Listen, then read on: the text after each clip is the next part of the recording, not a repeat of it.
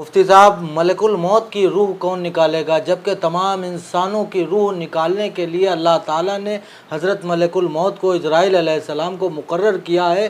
پھر جب ملک الموت کو موت آئے گی تو ملک الموت کی روح کو کون نکالے گا؟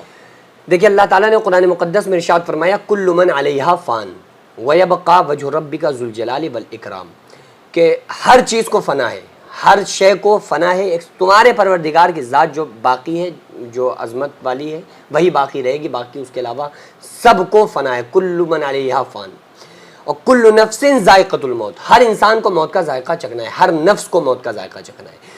جس کو اللہ تعالیٰ نے جان عطا فرمائی ہے نا، اس کی روح اس کے جسم سے نکلے گی، اس انسان پر موت آنی ہے۔ یہ ایک پروسیس ہے کہ اللہ تبارک و تعالیٰ نے ساری انسانیت، سارے انسانوں کی روح کو نکالنے کے لیے حضرت ملک الموت کو مقرر فرمایا ہے کہ حضرت ملک الموت کی ذمہ داری ہے کہ وہ تمام انسانوں کی روح نکالیں، لیکن اس میں جو مین ہے وہ اللہ رب العالمین، اللہ کے ہی امر اور اجازت سے ہی حضرت ملک الموت روح نکالتے ہیں۔ حضرت ملک الموت کو خود یہ اتھارٹی نہیں ہے جب جس کی چاہے روح نکال لیں۔ اگر ملک الموت کو یہ اتھارٹی ہوتی نا تو طائف میں جب پتھر مارے جا رہے تھے ہمارے نبی صلی اللہ علیہ وآلہ وسلم کو، تو ان دشمنوں کی روح فوراً نکال لیتے۔ بھائی فرشتوں میں کوہرام مچ گیا، کربلا سامنے آئی، کوہرام مچا عرش پر فرشتوں میں، تو پھر حضرت ملک الموت کو غصہ نہیں آیا ہوگا؟ تو یہ اللہ تبارک و تعالیٰ نے ان کو اختیار دیا ہے کہ جب اللہ کی مرضی اور حکم ہوگا جبھی حضرت ملک الموت روح قبض کر سکتے ہیں۔ تو ایک پروسیس جو پورا ہے، تو یہ کام اللہ تبارک و تعالیٰ نے حضرت اسرائیل علیہ السلام، 4 خاص فرشتے ہیں ملائکہ، حضرت جبریل علیہ السلام جن کا کام لوگوں انبیاء علیہ السلام کے پاس وحی لانا تھا، حضرت میکائیل علیہ السلام بارش برسانا، رزق پہنچانا، دینا نہیں پہنچانا، یہ اچھی طرح سے سمجھ لیجئے، رزق اللہ کے علاوہ کوئی نہیں دے سکتا، پہنچاتے ہیں، یہ کام پہ اللہ کی غلامی میں لگے ہوئے، نوکری کر رہے ہیں، اللہ کے یہاں نوکر ہیں۔ اللہ تبارک و تعالیٰ نے ان کا کام لگا دیا، میکائیل علیہ السلام کا یہ کام کرنا ہے وہ کر رہے ہیں، اللہ تبارک و تعالیٰ کے حکم کی پابندی کر رہے ہیں۔ حضرت اسرافیل علیہ السلام سور لیے ہوئے ہیں، سور جیسے ہی اللہ کا حکم ہوگا تو سور میں پھونک ماریں گے، قیامت وفا ہو جائے گی، دوبارہ سور پھونکیں گے تو پھر لوگ پھر سے زندہ ہو جائیں گے۔ حضرت اسرائیل علیہ السلام کو اللہ تعالیٰ نے یہ کام دیا ہے کہ وہ لوگوں کی روح کو قبض کرنے کا کام حضرت اسرائیل علیہ السلام کے ذمے ہے، اللہ کے امر سے، اللہ کی مرضی سے۔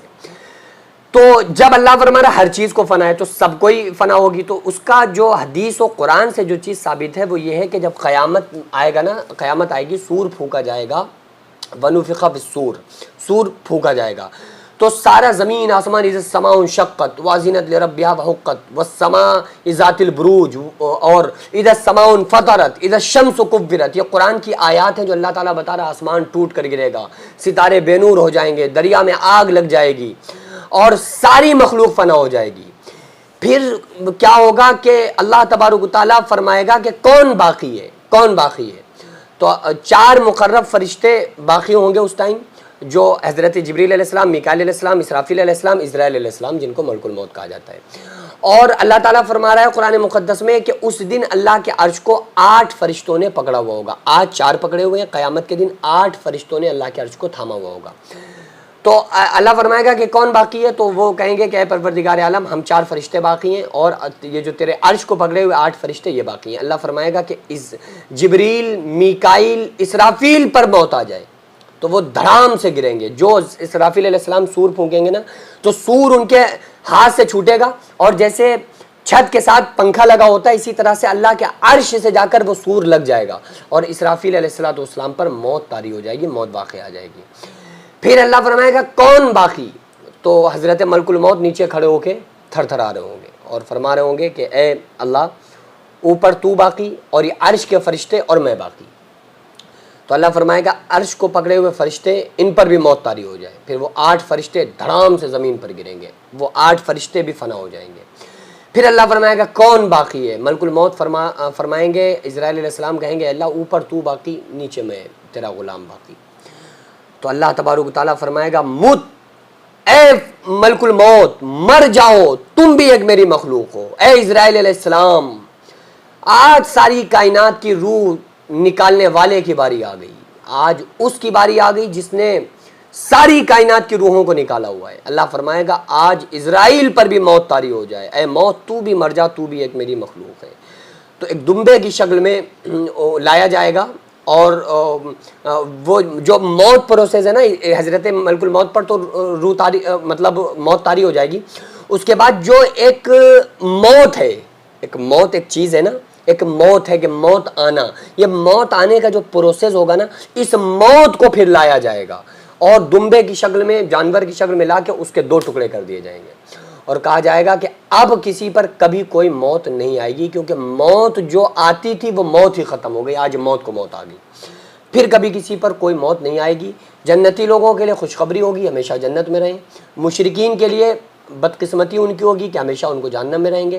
گناہگاروں کے لیے یہ ہوگا کہ ابھی جہنم میں ہیں, سزائیں بھگت کر انہیں جہنم سے نکل کے جنت میں آنا میسر ہو جائے گا اگر کوئی مشرک نہیں ہے تو بہرحال اللہ تبارک و تعالیٰ نے صاف طور پر اسی لیے فرمایا کہ کل من علیہا فان, ہر چیز کو فنا ہے, کوئی نہیں بچ سکتا.